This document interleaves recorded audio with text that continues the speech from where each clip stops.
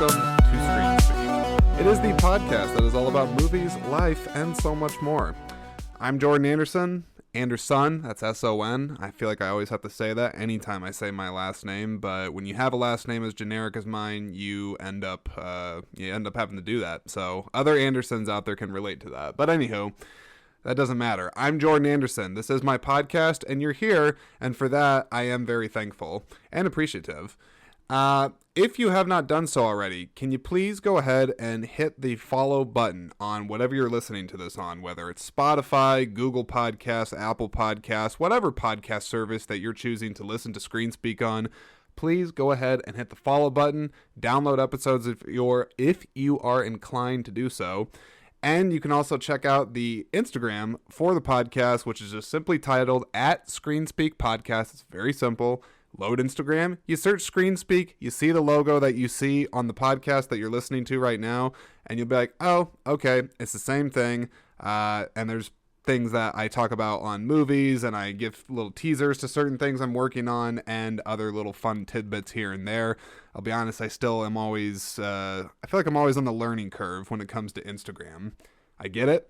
I get what it's for, at least I think I do, but I just don't really use it as often as maybe I should, and actually maybe that's another way to grow the podcast right there. Just Instagram the shit out of it, right? I don't know, but hey, I tried. So please go ahead and do one or all of those things, and yeah, that will be good for this podcast. So anyhow, before I get into all the content that I have in store for this episode, which I actually have a fair amount, I think, actually, if you know what this movie, I mean, if you've seen this movie, I don't think you're actually going to be surprised that I would have a fair amount, because this movie that I'm going to be talking about on this episode today, it's like it was made for introspective analysis, or maybe not introspective, just analysis. It is ripe with things to dissect and pick apart and expand on, which I love, of course, doing in this podcast. If you've been listening for a while, that's sort of what I do on this, is I take a movie and I talk about some of the themes, ideas, concepts, all kinds of different things, but really just give my own perspective and commentary and tie it into the real world or my own life, etc. So anywho, The Matrix is actually quite a good movie to do that for. But I'll get to that, of course, the movie in a moment. But not before I check in on you, my audience. That's right. You come first. The movies, the movies can wait. Matrix, it's been out since 1999. You can wait to hear my thoughts on it, can't you? Right? I got to check in on you. So let's just take a moment. Let's take a moment here. How are you? How are you? Is your day going well? Has your week been okay? What about this month? What about your life? Are you living the life that you want to live? Are you even doing? Are you even satisfied right now? Have you actually asked yourself that recently? Like, you're sitting there. Are you like actually content? I mean, I'm serious. I'm actually asking. You can answer out loud. Answer out loud if you want to. Here, take a moment and answer that question. Are you satisfied right now? I don't actually know if you took the time to answer it, but I like to ask. Even though it's a bit of a one-way, not a bit. It is a one-way conversation when I'm doing a solo episode like this, but I still like to try to have a dialogue with you, my audience. So anytime, just be real with you, anytime I ask that question, send me an email. Send the podcast an email. It's it's screenspeakpodcast@gmail.com. I'll repeat that one more time. screenspeakpodcast@gmail.com. Drop the podcast an email. I will reply to it. I promise you, I will. And do the same thing on Instagram. If I ever ask a question like how you are, or maybe I want your input as a listener to some of the things I'm saying, or I would maybe just like to hear your own thoughts on the movie I'm talking about, let me know. I want to have an interaction with you. So please go ahead and do that. But anywho, I didn't mean to inadvertently do another plug, but I guess I did. Okay. So I really actually hope things are going okay. I mean, it's December 3rd already, which is crazy. Happy birthday. I actually have to give a quick birthday shout out. Happy birthday to my younger brother. Very, very happy that he made it another year. I don't know why I say it like that. It's not like he was, about to go into the grave or anything like that. He is younger than me and healthy. But it's his birthday today, so if he's listening, happy birthday, little brother. I love you, and you're awesome. You actually are my best friend. So there you go. I said it out loud. I admitted it. But yeah, it's his birthday today. Christmas is right around the corner. I got my mom's birthday coming up. December's a busy month. It's year end. People are trying to wrap up projects, wrap up presents. Get into the holiday spirit. They're going to places and events, I think. I don't know really what people are doing always around the holidays these days, because it's we're still in the COVID times. We're still in the strange, bizarre COVID times. So I don't really know what do people do right now around the holidays. Do they put up lights? Do they go caroling? Do they just go and buy a bunch of stuff to impress people, to impress the people that they don't like, and buy things they don't need? Or I might have said that backwards, but I'm not sure. Do you hear that, by the way? Listen to this. Listen to that. This is obnoxious. Hang on. Okay, well, I don't know if I just have like a really like sensitive glass or if just the ice cubes in that glass are being ridiculous, but whatever. I don't really. Why am I talking about ice cubes? You don't care. Let's move on, right? Let's move on. So I got a comment on my own self for a moment here. I think I had said that Thanksgiving was well because at the time, the last episode that I had posted, it was, I have a calendar in front of me because I can't count backwards on days. The last episode came out on November 26th. So yes, shortly after Thanksgiving. And at the time it was fine, but I got to tell you folks, I had a bit of a doozy of a weekend that last weekend, and I got to share a little bit. So I lost my wallet.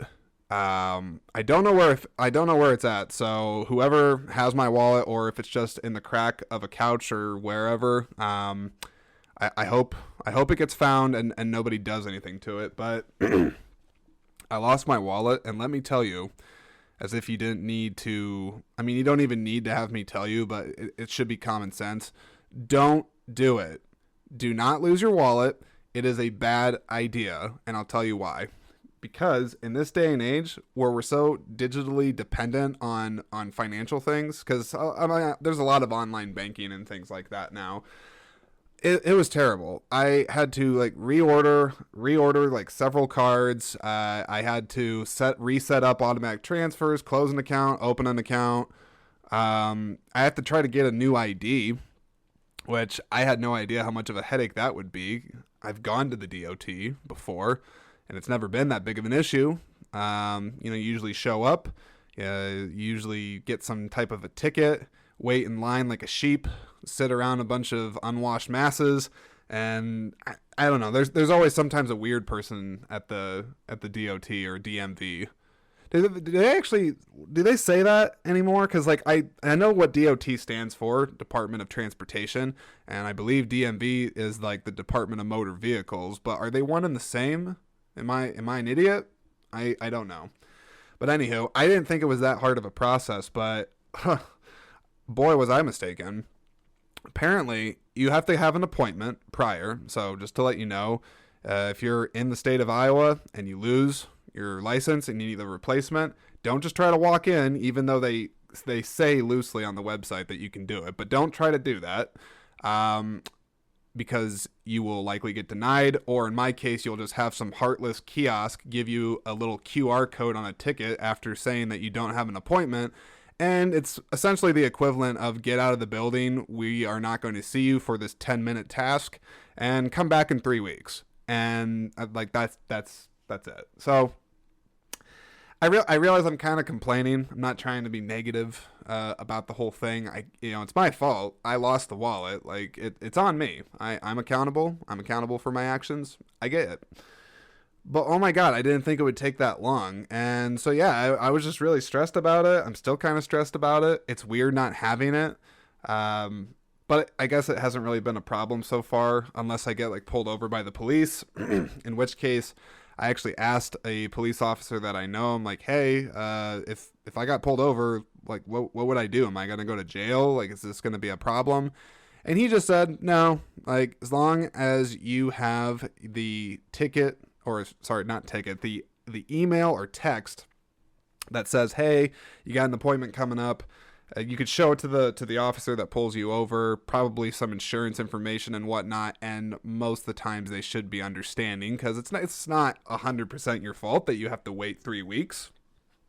It's of course your fault that you lost the wallet again. But not the fact that you have to wait that long. So anyways, it's kind of a crazy thing, and I really beat the hell out of myself for doing it. Hopefully it doesn't happen again anytime soon. And I didn't like lose any money or anything like super duper valuable in there. I mean, it's all replaceable. That's always a good thing. There are not many material things in life that you can't get back unless it's some sort of a possession, some family heirloom or something. I admit I did carry around a photo of my grandpa. I had a photo of my older brother and me when we were kids in there, a photo of my fiance, and a photo of my little brother in there. So it's all sad. I mean, I have copies of all these things, so it's not that terrible, but I don't know. It's a little sad. Anywho, let me actually get into the actual movie here, because like I said, I actually have a fair amount that I wanted to talk about on here, and I tried to do some more extensive research for this episode. I'm even going to be putting in a couple more sound bites than what I usually do. I've done it for some past episodes before, but I don't really always do it for everyone, but whatever. Let's just get into it. So I am here today to talk about The Matrix, which was released in okay.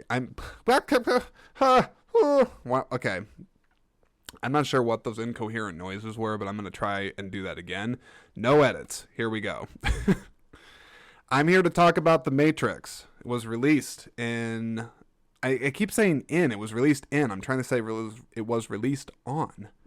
Third time's the charm, right? Okay.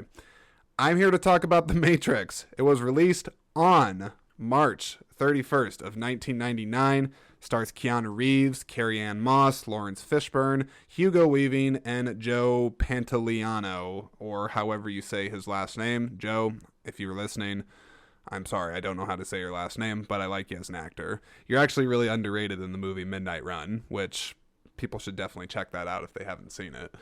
Okay. So, reason I want to talk about The Matrix, aside from the just sheer level and there's a ton to pick apart in this movie. So that's one of the reasons I wanted to talk about it. But of course, the fourth Matrix movie. There is a fourth Matrix movie that is coming out. I believe it comes out on Christmas Day or pretty close to Christmas Day. It's called The Matrix Resurrections. I'm not going to really talk all about that right now, but I just thought it'd be fitting, and I think I have enough time that, so December 3rd, today, December 3rd, will be The Matrix, and then on December 10th, I will be talking about The Matrix Reloaded, and then I will finish out the Matrix trilogy on December 17th, and talk about The Matrix Revolutions. And I thought that'd just be fitting because The Matrix Resurrections is coming out very soon, and I just thought, hey, like, this is as good as time of any to talk about the Matrix trilogy, and I really, really love the Matrix trilogy. Yes, even the sequels. I know they've gotten their level of shit over the years, especially the third one, and I have some gripes with it too, but overall, I think it's a great trilogy. I like a hell of a lot of it, and I am excited. I gotta admit, I'm excited to return to this world and hopefully have it go in new and unexpected directions. Like, I don't want to rehash. I don't want Matrix Resurrections to be a rehash of things that I've seen in the other three Matrix movies. I want it to be in the world, but I ultimately want it to be bold. I want it to try new things, take some chances, and just take me on a good ride and make me think, because that's what all the Matrix movies does, but that, of course, doesn't happen without the first Matrix movie. So let's get started. So this movie came out in 1999. I never actually got to see it in theaters. I can recall the first time that I watched it being at my dad's house, and we had a pretty big TV at the time, but it was like one of those like big brick TVs, the one that weighs 1,000 pounds, and you needed a whole crew to go move it. But we watched it on that, and I remember it was actually a movie that my older brother and I seemed to bond over. My older brother's never really liked a lot of movies. I shouldn't say like, he just doesn't really watch them as much, nearly as much as myself. Hang on, I'm taking a sip here. He doesn't watch them nearly as much as myself, but we both could appreciate a lot of the qualities of The Matrix, namely the action, the slow motion, bullet time, the cool outfits, cool sunglasses, just cool. Matrix is cool. It is cool. It's extremely cool. It also has one of the most entertaining villains ever, Agent Smith, played by the wonderful Hugo Weaving. And it also has an amazing soundtrack and score. There's some great songs in The Matrix, the first Matrix movie. I still listen to the soundtrack and score like to this day, not just for the first movie, but all three of the Matrix movies. So I really stand by that. So if you haven't listened or decided to like go and check out the music of The Matrix, definitely do yourself a favor and check that out, because it is well worth it. But as I was saying, I bonded over it with my older brother, and it was just one of the movies that like we watched repeatedly at my dad's together. We specifically would sometimes just pop the DVD in just to watch the lobby shootout scene towards the third act of the movie.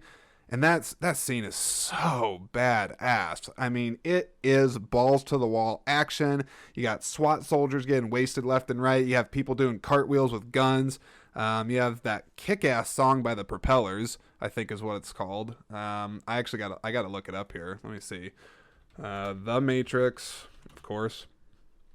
Lobby shootout music. See, it comes up in the Google search, so people like it. All right, it's called Spy Break. Yes. Okay, hey, my memory served me correctly. Spy Break by Propellerheads. Look up that song, and you know what? You listen to that song, especially like if you were working out or just you're at work and you're wanting to kind of think and get into the zone, play that song. It's going to do the trick for you. But yeah, like I said, I bonded with my older brother over it. We really liked it.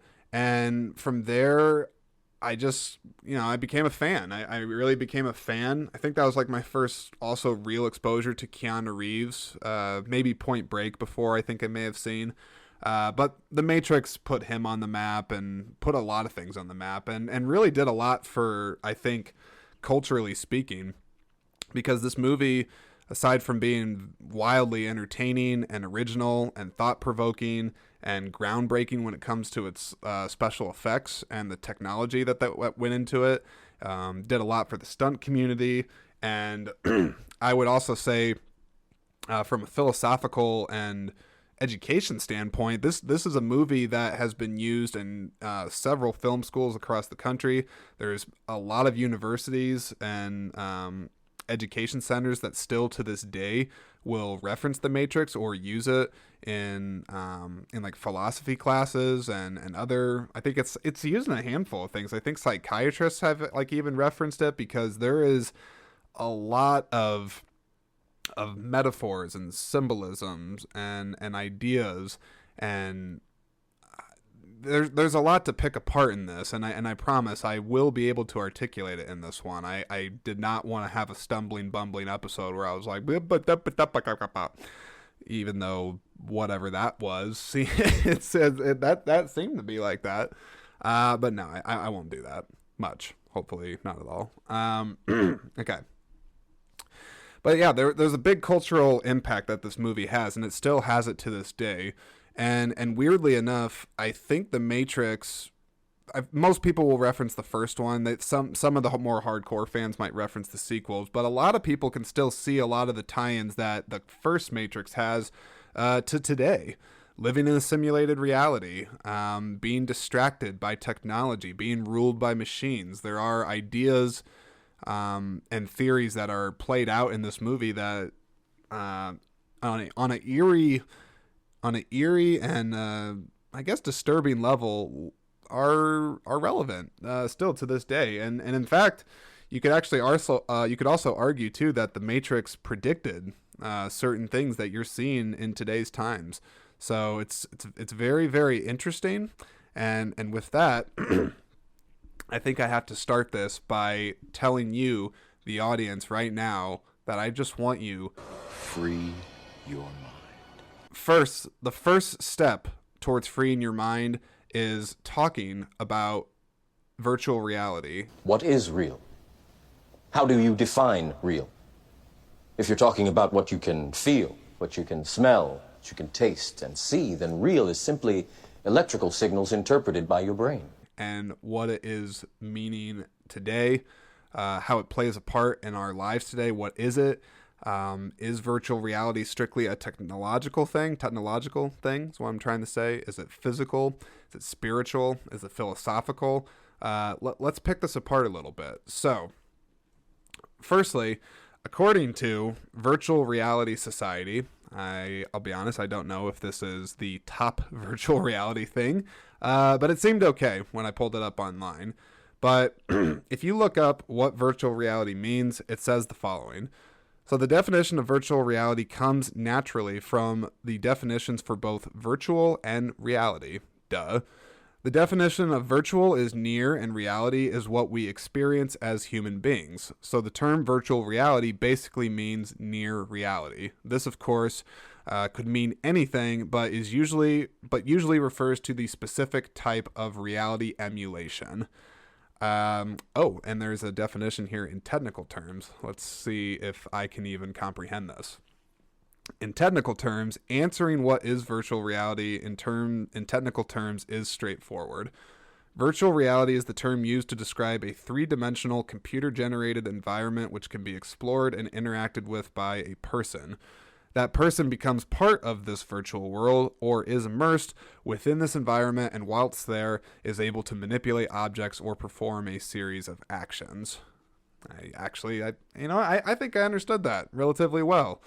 But of course, virtual reality, the subject of it comes to mind, especially when you're thinking of the Matrix, because after all, that is what Neo and the characters are in, is a simulated reality. What they are experiencing in their day-to-day is not real. It is false. It is an illusion that is pulled over their eyes by these man-made machines that eventually outgrew its creators. I don't want to say enslaved us, but they definitely took us over, turned us into a AA battery. We tried to block out the sun to stop them. It didn't do shit.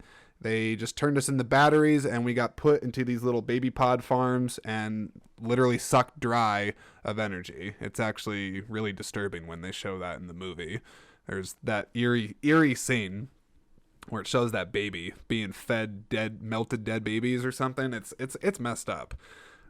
Really twisted. But let me try to tie this back into virtual reality and not think of that gross melted baby. So virtual reality is an interesting one, and it's one that I think it's a subject that I think is, well, it's come a long way. That's what I was trying to say. Virtual reality has come a long, long way. I don't even know if in 1999, if it was something that was really prevalent or if it was just like on the early outsets of becoming more of a thing. But it's pretty good what they can do now.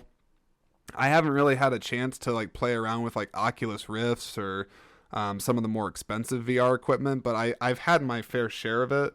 I know I had a Samsung Galaxy Android phone at one point, and they had a cheap version of a virtual reality kit that you could buy with it, and you could use your phone to connect with. And I actually owned it for a while, and I played around with it. I actually watched, I remember very specifically, I watched The Mummy 2 on Netflix in virtual reality for some reason. I don't know why I decided that would be the movie to test, but I did it. And I remember it was cool, and maybe it's just because I was trying like a cheaper version of virtual reality, but it seemed it seems still like disorienting to me. Like I kind of had a headache after watching the movie for like 40 minutes because even though like I could tell like it was like everything was like projected bigger and it was convincing to an extent, but I still was very aware. I'm like, this is not real. This is a fake reality that is pulled over my eyes literally, and it's not perfect. Like the resolution is not as crystal clear as what I see today. So it's a little strange. Hang on, I gotta do an obnoxious cough. I sometimes do them. I can't help it. Hang on. Ah. Okay, we're good. So yeah, I've only really tried the cheapy versions of virtual reality. I've never really gotten into the expensive ones. So perhaps somebody that has tried expensive virtual reality equipment, they could tell me if I'm missing out, perhaps. But it does make you think. Virtual reality. I mean, like, is it strictly just something that we physically manifest? Can there also be a spiritual sense of it? Is there a philosophical sense as well? Which that's something I will get into a little bit later on, is talking actually about simulation theory. But yeah, virtual reality, it seems cool in the context of the Matrix. They get plugged in. I don't really like the plug that they have in the back of their head. I admit that's kind of an eyesore. Probably wouldn't be the most comfortable. I'd actually be afraid that I would like accidentally zap myself in the shower or something like that. I'm sure the machines probably thought of that, or maybe they didn't, because they're enslaving us. They didn't think we'd get out, or did they? Well, I guess that's an argument too, because if you watch other Matrix movies, they talk about how we've had versions of this system before. You're number 7. I think that's the architect from Matrix Reloaded, but I'm not going to talk about Matrix Reloaded now. You'll have to tune into the next Matrix episode, which, when did I say that was coming out? Again, why can't I just remember the days in front of me? That'll come out on the 10th. So there, plug for episode 2 in the Matrix trilogy episodes. December 10th. 10th? Holy crap, I'm having Alzheimer's. December 10th. Yeah. How many times did I say 10? Okay. So virtual reality. It's interesting, but I don't know. Would I want to live like that all the way? If the technology got it a little bit better, maybe. I could see it maybe being like in the future being like Ready Player One. Has anybody ever read that book? Seen the Steven Spielberg movie? Because if life around me is really pretty crappy and the Matrix might be better, and the virtual reality is pretty convincing, and I can overall maybe have a more positive existence even though the world around me and reality is collapsing, perhaps I would opt in for the electronic fake world, but I don't know.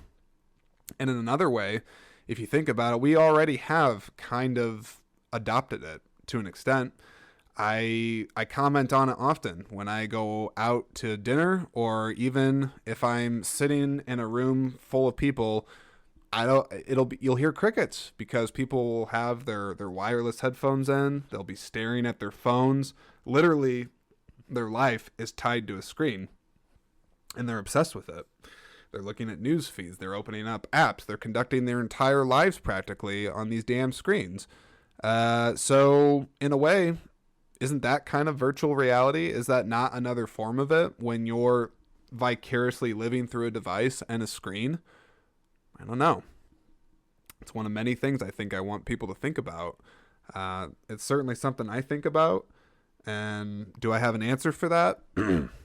Not really. But if I have a final thought on virtual reality and how it's tying into the Matrix and whatnot, I would just say that it seems like we're getting closer to it being awfully convincing to the real thing. Will it ever get that way? I'm not sure. If it does, I don't really know if it'll do it in my lifetime. I've seen a lot of technical advances in my years, but I don't really know if we're quite there on that level. But I can say our dependency on technology has only gotten worse, and people are a lot more dependent on the technology. I think I already said that. Yes, I did. but they're more dependent on it, and they also look at it a lot more. So sure, I could actually see it becoming a lot more of a threat. Yeah, in the future. So let's keep an eye on that. And in the meantime, I would just say, I'm not like saying virtual reality is all terrible. Sure, it's got its uses, but real world's still a pretty good thing. So maybe keep an eye on that and less on the VR stuff, especially some of the weird stuff you can do in VR. It's oh, I don't have to tell you that. You have an imagination. Use it. Okay. Another thing I wanted to discuss on this episode is some of the more, what was I trying to say? Metaphorical. I was trying to sound smart there. Some of the metaphors that are in this movie, because they have been discussed by many people over the years, and now you're about to listen to me talk about that myself. Okay, so I'm trying to find where, yes. So there's a lot of different avenues that I could take when I'm talking about the metaphors within the Matrix, but I want to have it be tied to character mainly, and I'll focus on the main three, being Neo, Trinity, and Morpheus, because they're the main characters. They're literally the Holy Trinity. Ha ha ha ha ha ha. Okay, but they are the main three, and there is some interesting possible explanations behind their names, what they mean, what it means to the context of the story. Is there a meaning? That whole thing. So I thought it'd be worth diving into that. So Neo, or as he's referred to in the movie sometimes, he's referred to as the One. He, in a lot of ways, if you think about it, and it's fairly obvious from the story, he is very much like a Christ-like figure in this movie and then across the trilogy. Like I said, he's referred to as the One, and it's easy to see that there are several parallels that exist between Neo and Christ. So, I was about to say one, but that's or no, I can say this one. It's for the first Matrix, but one thing is Neo.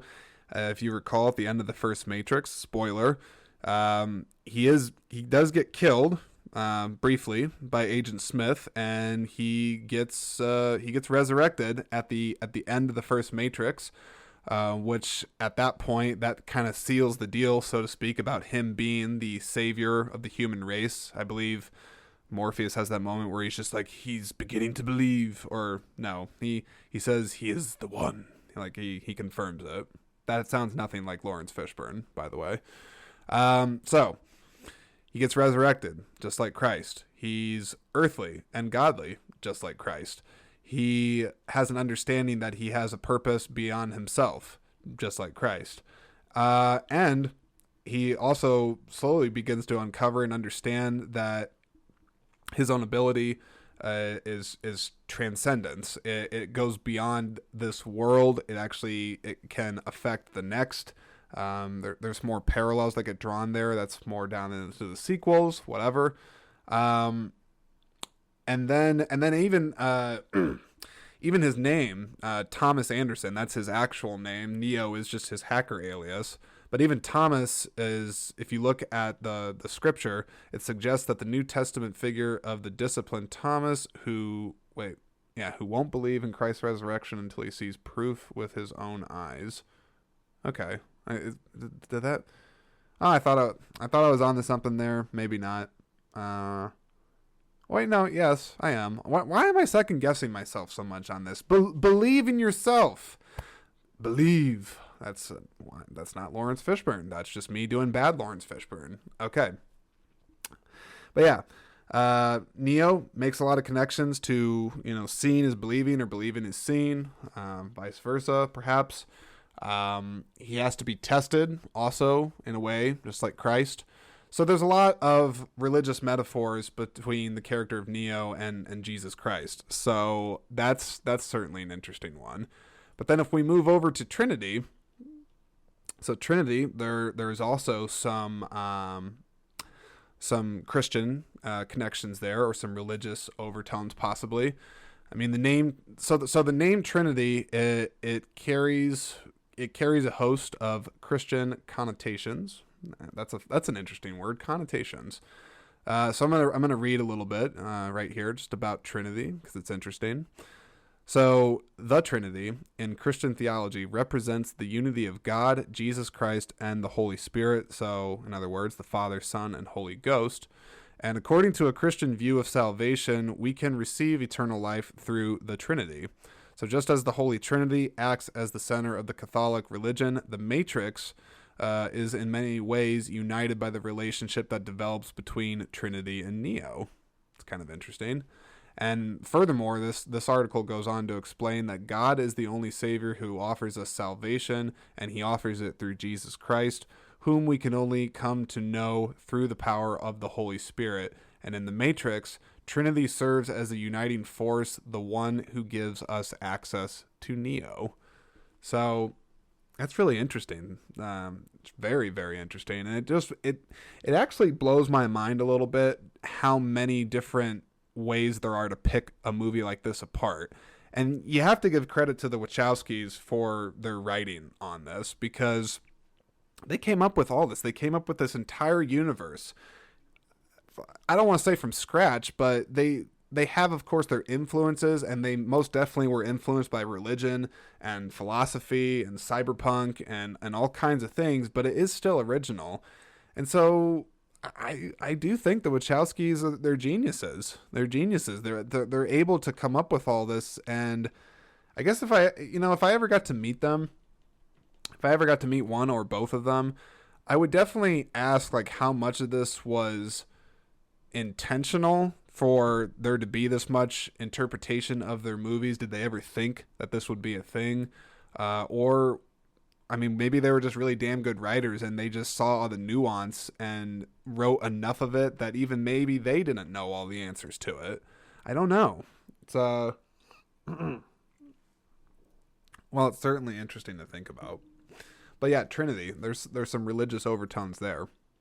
And then Morpheus himself, that's Lawrence Fishburne, the guy I was doing a terrible impression of. I could do it again. What is real?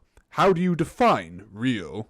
That soundbite's going to be in this episode later, so you can listen to that and then go back to that little 2-second abomination and make up your own mind. Why? Why do I have to cough? Stop it. Stop coughing. You're disturbing the people as they're trying to listen to this in the car, or are you walking? I don't know. Let's stay on point. So, Morpheus, that's what I was trying to say. So, there's another article I found on Morpheus that talks about his name and saying that many philosophies and religions alluded to Morpheus in the Matrix and suggest that he has multiple roles and meanings. The name Morpheus itself suggests the Greek god of dreams, whose name literally means he who forms. The god Morpheus has the ability to change his own shape and manipulate reality, as well as the power to bewitch other people's minds with dreams and fantasies. He also has the power to wake people up, and in the Matrix, Morpheus clearly wakes Neo up from the world of illusions. And furthermore, the root name of Morpheus, quote-unquote morph, which means form, appears in words such as morphine, a drug known for its sleep and dream-inducing qualities. Wow. That's, I'm even having to take a moment here. That's the first time I read that. That's fascinating. I had heard before that Morpheus, the name, ties into the Greek god of dreams, but I don't really know a lot about that. Makes me actually want to study a lot more Greek mythology. It's really, really, really interesting. Anyone in my audience a Greek mythology expert or has a fascination for it? Yeah, no, hit me up. I would be interested. Hey, come on the podcast. We'll talk Greek mythology. I can talk about Clash of the Titans or some movie that has that, right? I don't know. But yeah, it's very interesting because aside from Neo, Trinity, Morpheus, Agent Smith, there's other characters characters and things throughout this movie that have a lot of metaphors and overtones to it. But the characters, those three in particular, I thought were very interesting, and what their names actually really mean over the course of the story, because I do think it's I think it's pretty intentional. So now, another thing that it's worth picking apart in this movie is talking about systems of control. And specifically, is free will actually a thing? Or are our thoughts and actions constantly being manipulated by forces that we do not perceive in our day-to-day lives? It's a big question, so I'm going to let that one sit with you here for a second.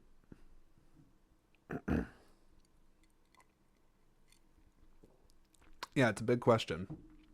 And I got a couple tabs open here to try to talk about this a little bit. So first, let's just define what a control system is. So, according to Google, a control system manages, commands, directs, or regulates the behavior of other devices or people or systems. Using control loops. I think this one's actually trying to tell me some engineering terms. It's saying it can range from a single home heating controller using a thermostat controlling a domestic boiler. Okay, I don't care about that. If I have those kinds of problems in my life, I'll just pay somebody to do it, because I am not a man and I don't really know how to fix that kind of stuff. I know there's YouTube videos out there to teach me these things. But I'll be honest, so my interests lie in other places, and it's not really there. But if we're talking about systems of control in the real world, not literal machines, even though perhaps that is worth talking about, machines controlling things, right? Because machines are controlling man, whatever. But I think there are a lot of systems of control in our day-to-day lives. We go to work every day, and we are controlled often in that regard, unless you are fortunate enough to be independent and not reliant on a company and their resources to provide your upkeep. So, not everybody is, but enough are. Enough can feel a sense of control from that, feeling a reliance on that system. Another method of control, of course, is government. That is quite literally a system of control. It is bound by rules and policies and value structures and other different things that all tie together to, in a lot of the government's eyes, create order. But to others, it's another form of control. Trying to think of another one. You could say financial control, I think, as well. People are very much these days, and perhaps always, people are motivated by greed, and money can make people do things, and money can make people feel in control if they have enough of it. You could also feel out of control if you're losing it. So there are some things to think about there. But I don't know. I want to tie this idea of systems of control into free will, because I think it ties into the Matrix. Because Neo, when he's found by Morpheus, he gives him the choice, right? He gives him the choice of the red pill or the blue pill. He's like, you take the blue pill, like you stay in the dream world. You hang out here. But if you take the red pill, you got to follow Alice down that rabbit hole, and you see how deep it goes. But then it makes you wonder, how much of it was really up to him. Was he predestined to take it? Because the Oracle in the movie, if fans of the Matrix will know this. If you've seen the movie, the Oracle makes us think how much of our lives are predestined to happen. Are we subjective to fate? Do we actually even have free will? Or is the world around us and everything that we do just really manipulating us to the point that free will doesn't actually exist, or maybe we get illusions that it exists in our mind, but in reality, there's just too many things around us that are pulling us in different directions that so often, more often than not anyway, we don't get to just use our own minds to always come up with decisions. We're always being manipulated and directed by things, whether it's people, it's technology, it's things. I might be talking out of my ass a little bit on this, but you understand where I'm coming from there? Is there anything there? I think there might be. But I want you to think about that. Think about that. Ponder it. Ponder it as I continue over to the next. And it's our first in the episode here. It is a hypothetical, which I love my hypotheticals in this podcast. I really do, people. And it goes to the question. The question. It's the question, Neo. The question that drives us mad. I'm not talking about that part, but that's the part where he's in that club and he's just like, well, what is the Matrix? And Trinity's awfully close to him, telling him that. So, what the hell am I trying to get at with that? I don't know. All right, it's hypothetical time. So I'm asking you, the audience, right now, the red pill or the blue pill? You got Lawrence Fishburne. You have Morpheus. He's sitting right in front of you. You just found out. Well, you haven't found out yet, but you can find out the truth by taking the red pill, or you can stay in your current circumstance by taking the blue pill. Which do you take?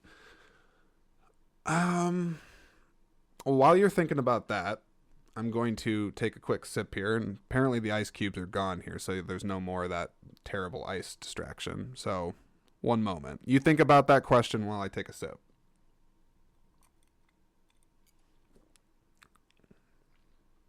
Did you have time to think about it deeply for the 10 seconds that I left you there? I don't know. Well, I guess I should answer the question for myself. Which one do I take? I gotta be honest. I think I'm taking the red pill. I think so. And that's something that I'll touch on, I believe, more towards the end of this episode. I will touch on why exactly I would take the red pill. But for now, I'll just say yes, I would absolutely take the red pill, and I'll give you my answer on why towards the end of the episode. But you think about that. Take the red pill, you're going to stay in the Matrix. Might not be a bad idea. Matrix might be a nicer place. Certainly has some juicy steaks. Okay. All right. So next up on here, I wanted to talk about the symbiotic relationship that we actually have today with machines, and how the Matrix itself actually has a bit of a commentary and seemingly thoughts about this. So, once again, according to the Google machine, I think this is right because I typed in symbiotic relationship between machine and human. And the very first thing that came up was this little blurb saying, the main idea behind AI-human collaboration is that it's a symbiotic relationship. Working together, each can produce results that exceed what either can achieve alone. A corollary to do this is that AI systems rely on human input just as much as human workers rely on intelligent automation. So it's very... This is actually something that's really, really interesting, especially today with how much we are truly reliant on machines and only continue to become more so reliant on. A little bit alarming, honestly speaking, if you're asking me. I think there's too much of it. I think there's a lot of humanity that gets lost by being so connected to a screen. Even though I know... we have the capability and flexibility to do things over Zoom, these virtual meeting platforms and whatnot. But I don't think I have to... I'm probably not the first person to say this, but over the last... Well, let's just call it 2 years. It's been like 2 years since this damn pandemic started. Most of us, I think, are not really all that thrilled with being plugged in all the time. I mean, I know a lot of it started, or at least it became bigger because of health concerns, but it is not, it's my opinion that it's not good for people to be so connected into machines like that that we actually lose what makes us human in the first place, and that's having a connection with one another, a personal connection, a real connection with one another that is not produced over a screen. So that's my little rant about that. But unfortunately, it does seem like today that the relationship that we have with machines is only going to continue to grow. It's not backing down. It's not changing. If anything, it might just get worse. But it does make you think. Makes me kind of think about human nature as a whole, honestly, when I think about this symbiotic relationship. Well, yeah, let me think. What did I want to say about this? Well, I guess what I'm trying to say on this is that in the context of the Matrix, they have raged. They're fighting this war against the machines, but the machines were created by man. They don't know when exactly, but they know that they developed their own artificial intelligence systems that thought that mankind was a problem and that they must be eliminated, right? But funnily enough, how is mankind fighting against the machines in this movie? Well, they use other machines. The Matrix is nothing but a machine with programs built into it, and it's being used to destroy the machines that mankind made. So there's a lot of parallels and interesting things that you can draw upon when you think about that. It's just another one of the reasons why I love this movie. This is yet another instance of a subject that if you got together with some friends, you could have a great conversation about that. Because it's just me talking into an empty mic, I'm not going to try to do a lot of that back and forth there, but I'll just say that it's an interesting conundrum, but one that I ultimately think is unavoidable when it comes to human nature, because this is part of who we are. There's a movie. This is also a 90s science fiction movie, The Fifth Element. Has anybody seen that? Well, there's a scene in The Fifth Element that shows Mila Jovovich's character, Lilu. It's towards the end of the movie, and she's learning about humankind, and she's going through the alphabet, like memorizing everything, and she gets to the section of war, and it horrifies her beyond belief, because after she has seen all these beautiful things, we're also capable of horrific, awful things to each other and to the planet. And it's maddening. It's maddening to try to comprehend it and understand it. But that movie, the reason I bring up that scene from that movie and tying it back into the Matrix, is that I just think it is human nature to an extent that we, by nature, create our own doom. We are self-destructive by nature. There's a lot of things that we do that I think actually have a conscious we are conscious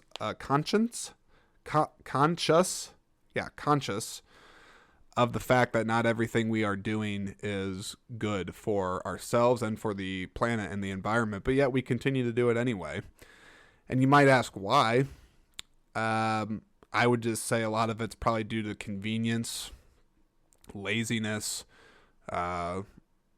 moral flexibility maybe, or lack thereof morals. Certain things are done because people just don't have a moral structure or foundation and they just do it. Or because maybe by nature we are competitive deep down. We're never truly satisfied. We always must have the next greatest thing. And in that pursuit of the never-ending greatness, I guess, that maybe humanity is trying to get, we stumble a lot and we make a hell of a lot of mistakes and cause a lot of our own problems. And I know that sounds pretty pessimist when I say it like that, but it is, I think it's instinctually part of what makes humans, but I don't know. As flawed as we are, I think human beings can be pretty beautiful too, capable of a lot of great things, but also terrible things. And I think the Matrix really just, the way it visualizes that idea of mankind being connected to machines and what we are capable of doing to ourselves and the world around us, I think there's a message there. And again, I might be reaching for this one, but I think there's definitely a message there. But I want to talk now about what I'm just going to refer to as one of the many mind fucks of the Matrix, and there are a few of them where if you really want to like stop and think about it, like I picture like that person like in like the 1970s that's like at some party, maybe they're at like Woodstock and they're smoking a doobie, and they find some guy and they're just like, "Hey man, did you ever think how like the universe could be a little grain of salt that's in your hand, and then there's a universe in that, man? Like, whoa, my brain's gonna explode." You know what I'm talking about? That whole thing. I don't know why I thought of 70s hippie Woodstock guy that's high off his butt talking about the universe, but hey, that is how my brain works sometimes, and I just gotta ride it out on here. That's what this is for. I don't know if that's what this is for, but whatever. I'm using this as like a therapy thing, but then I'm talking nonsense. I'm talking nonsense. I'm letting the ideas twist my mind around too much until it's not even there anymore. Okay. Let me talk about the first of several what the fuck kind of mind moments, mind fuck moments. I've said the F word now like 3 or 4 times. I might have to put the explicit tag on this episode, but whatever. Most of us are adults. So I got to play a soundbite here of a moment that I still think about to this very day, and I scratch my head over. Here it is. Do you know what it really reminds me of? Tasty wheat. Did you ever eat tasty wheat? No, but technically neither did you. Well, that's exactly my point. Exactly. Because you have to wonder now. How do the machines really know what tasty wheat tasted like, huh? Maybe they got it wrong. Maybe what I think tasty wheat tasted like actually tasted like oatmeal or tuna fish. That makes you wonder about a lot of things. You take chicken, for example. Maybe they couldn't figure out what to make chicken taste like, which is why chicken tastes like everything. And maybe they couldn't figure out. Mouse. Think about that. Is that not... Does that not puzzle you? Because how would a machine know what food tastes like? How do you quantify a taste? How do you write the code to make something taste like how it does? How do you get that? How do you articulate that? Can that be genetically quantified? Can you tell how chicken tastes by doing some genetic experiment like on my throat? I don't know. I just know when I was younger, I actually played that scene back a couple of times, and I'd look at it and just be like, wait, what? That is fascinating. That is endlessly fascinating to think how a machine would be able to code all these different things, all these different facets and things within the world, and still be able to understand how we perceive taste, the taste of things. And you know, I make it sound like it's some crazy thing, but this is 2021. There probably is some actually really good science out there for this, and I'm just being an idiot that's like, oh, I can't believe that. Like, how would you actually do that? And some scientist out there is probably listening being like, well, actually, all you have to do is you have to take the parsable decibels within the food calibration. I'm just saying things that I've heard in science things. This is actually my scientific voice. Yeah. You know, how annoying would it be if I just talk like this for the rest of the episode? I don't know. I don't even know if I would want to hear a podcast like this. It would be considered a lot, and I feel like my voice is gradually changing, and I'm developing a bit of a lisp. We interrupt this program to bring you nonsense from whatever the hell I just babbled. I don't know. Just think about that tasty wheat thing, man. That's crazy. That's some crazy stuff. Okay. One of the other things, one of the other several, not one. I keep saying like one, the next thing. It's like, just do it. You don't have to have a smooth transition for every freaking subject, man. Like, just come on, let's go. So there's a lot of philosophy that gets talked about when people talk about the Matrix. And I'm always fascinated, personally, with philosophers.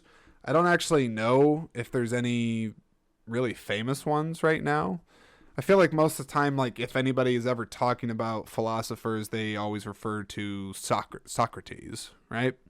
they always refer to these old dinosaurs that existed, thousands of years ago or whatever. But does anybody know, are there any like current philosophers right now that are well recognized and give talks or anything like that? Maybe I'd be curious to see that. But anywho, in my research for this episode, I decided to take a look at some philosophers myself and see what I could find out. And one of them I found was by this guy named Theodore Adorno. He was born in 1903, made it to 1969. But he had a theory that I read about, that some person wrote an essay about, that they tried to tie in their theory to the Matrix. Anywho, it all made sense when I was reading it at the time, but I'll try to go with it for this. So this philosopher argued that along with other intellectuals during his period of time, that capitalist society was a mass consumer society within which individuals were categorized, subsumized, and governed by highly restrictive social, economic, and political structures that had little interest in specific individuals. So I could see, just off the top, I could see how that notion of thinking could be plugged into the Matrix. Especially consumption and whatnot, because at the time that the Matrix is taking place in, the artificial reality that the machines have created, it is, it's around the 90s, like when it's supposed to be taking place. At least that's when the machines decided to document our existence. And it shows that even at that time, most people were pretty, I don't know, a lot of them were distanced from each other. If you ever think about it, if you watch the Matrix before Neo takes the red pill, everybody just sort of seems detached from one another. They're sort of doing their own thing. Everybody, Keanu Reeves himself, Neo, he is in a cube farm. He just sits there. Doesn't really look like he talks to many people. Pretty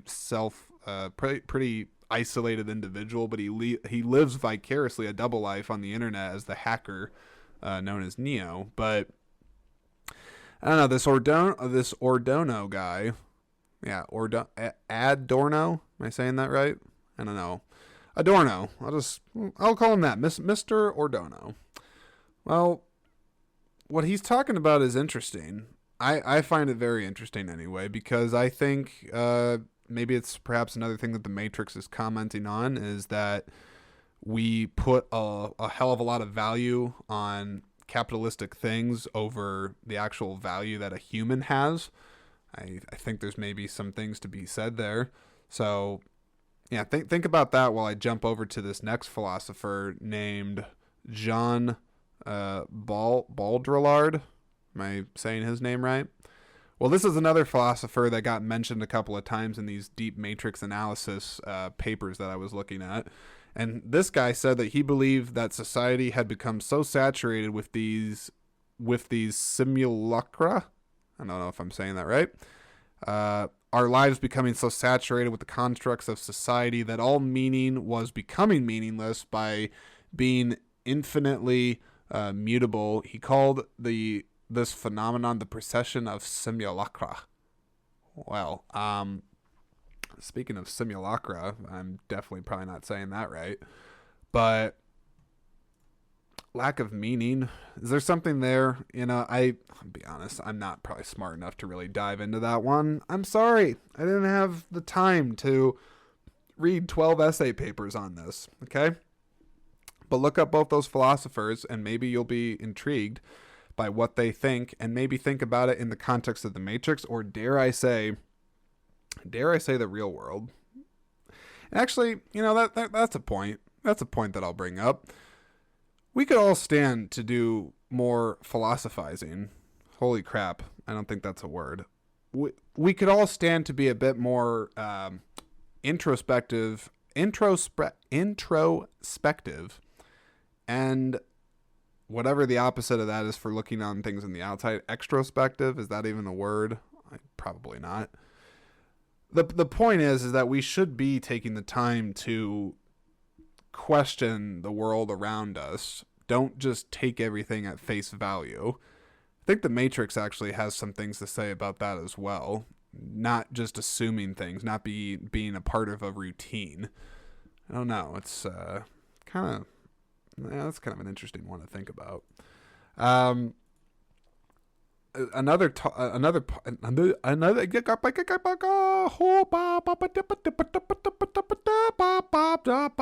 making noises because a machine just took over my body and made me make a bunch of babbling noises like a lunatic.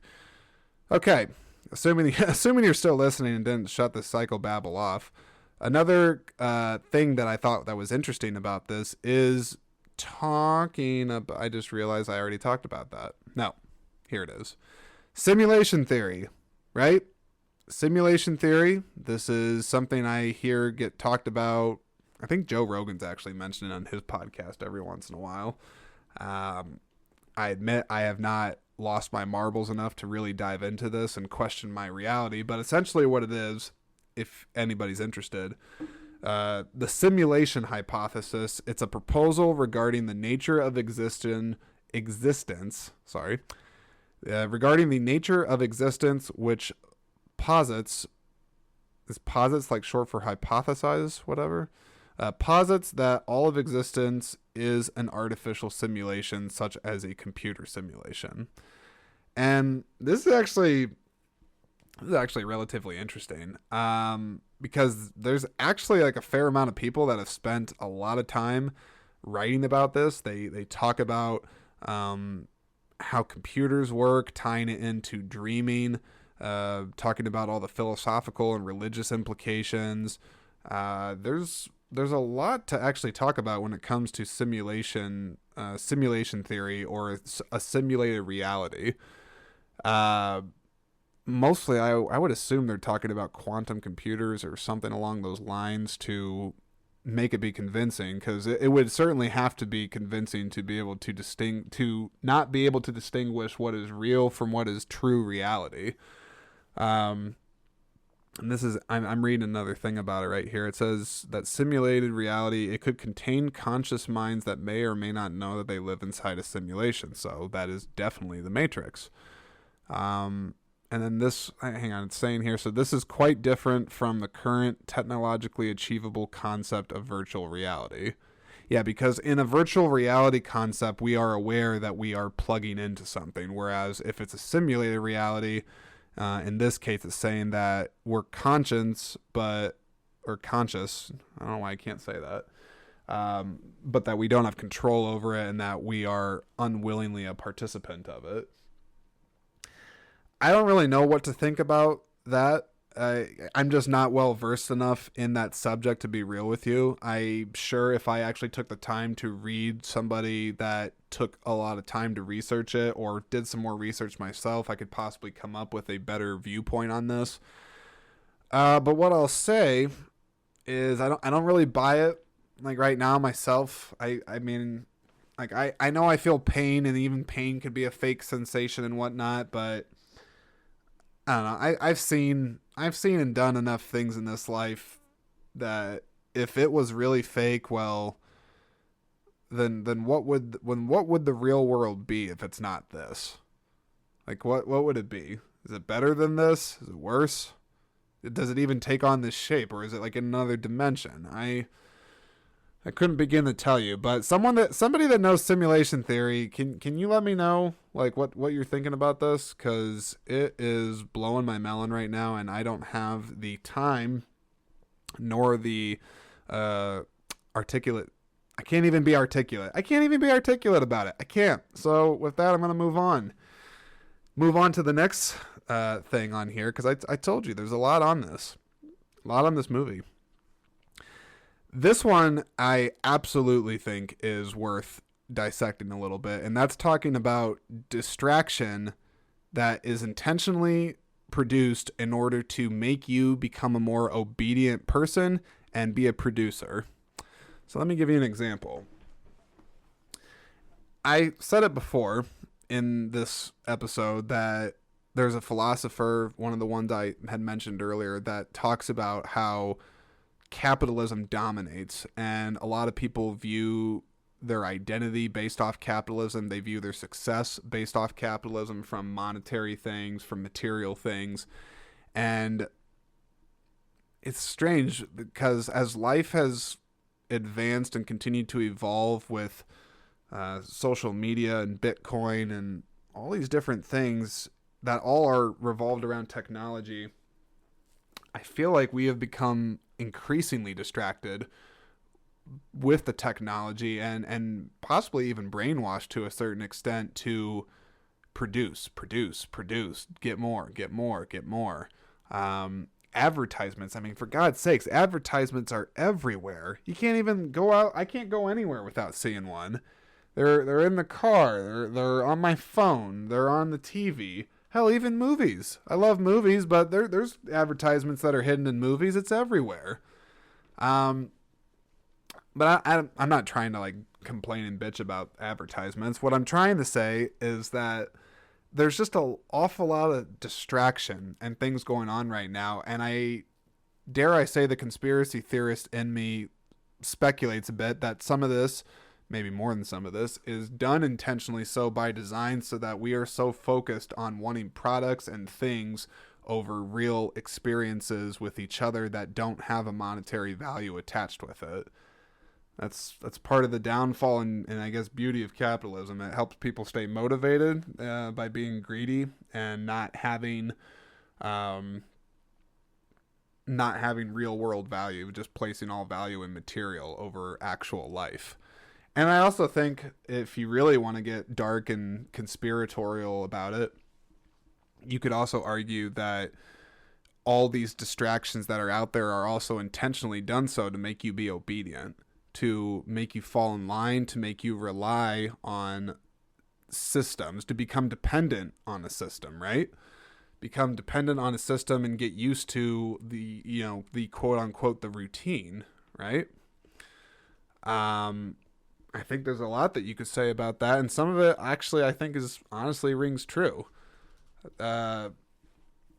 George Carlin used to talk about that kind of stuff a lot, talking about consumption and how America's just all about consumption.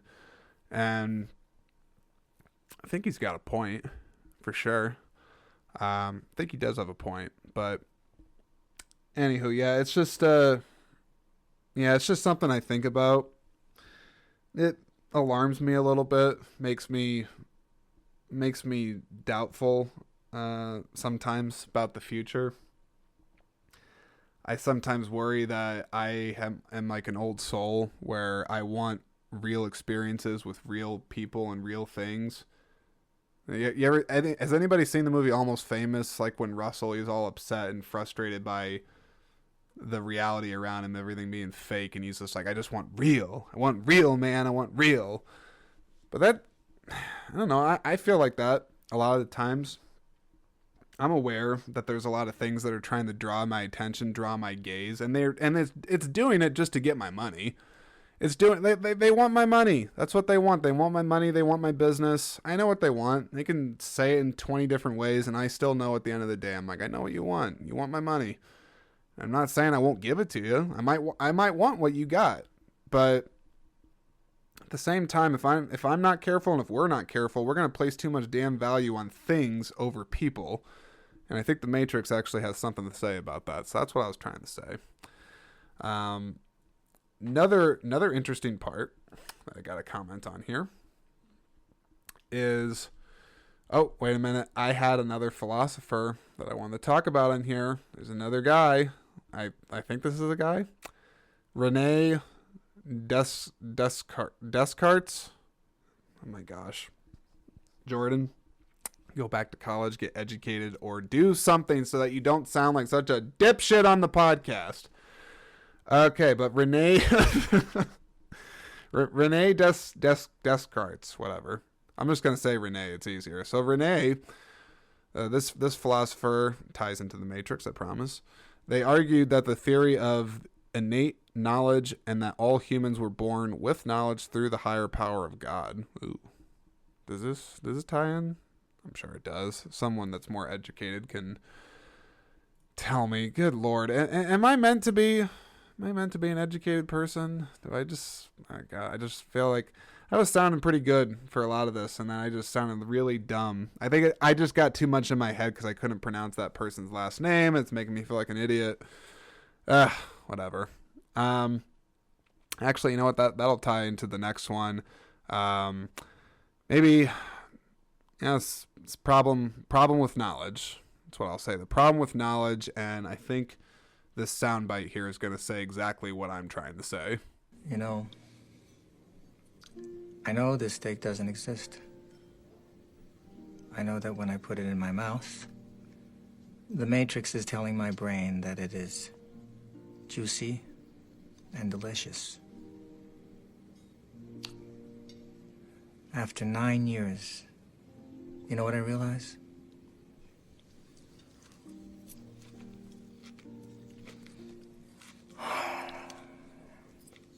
Ignorance is bliss. Isn't it?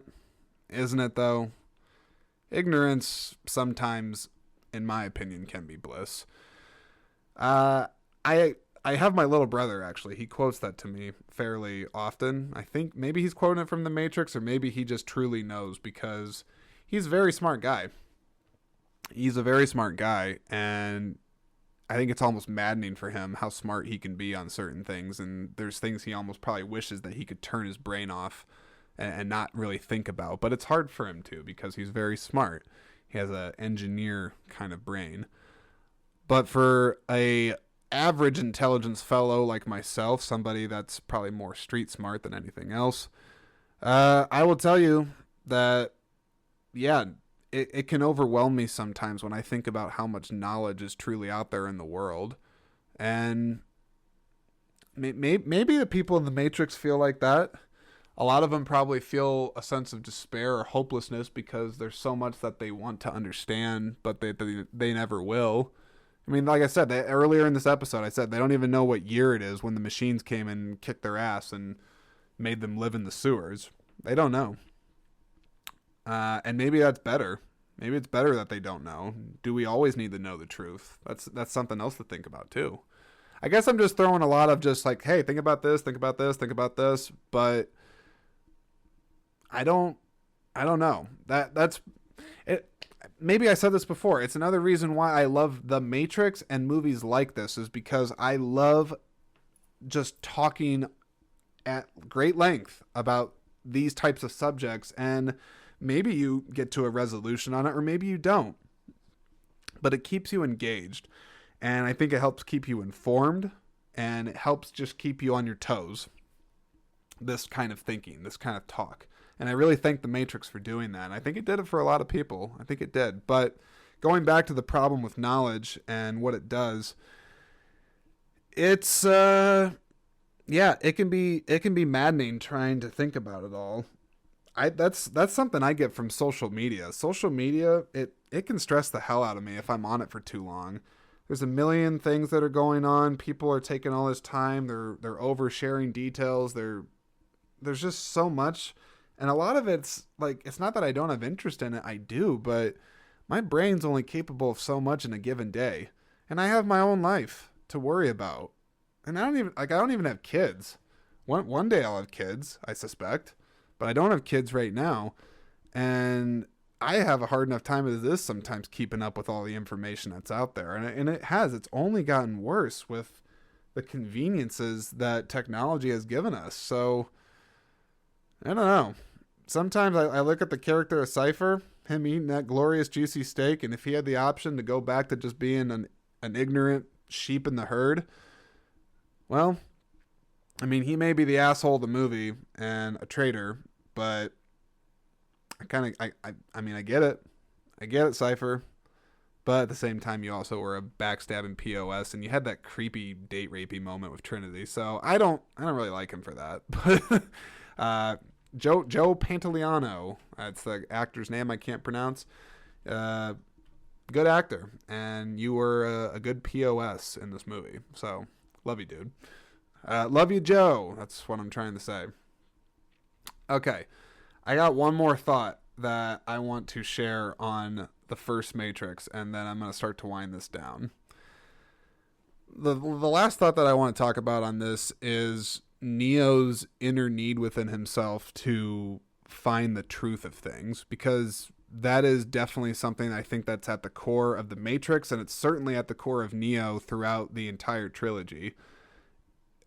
Because from the early onsets of him, before he's even in the Matrix, before he fully adopts the role of Neo and he's no longer having the dual identity of Thomas Anderson, he knows something's wrong, but he can't quite put a name on it. He feels it deep down.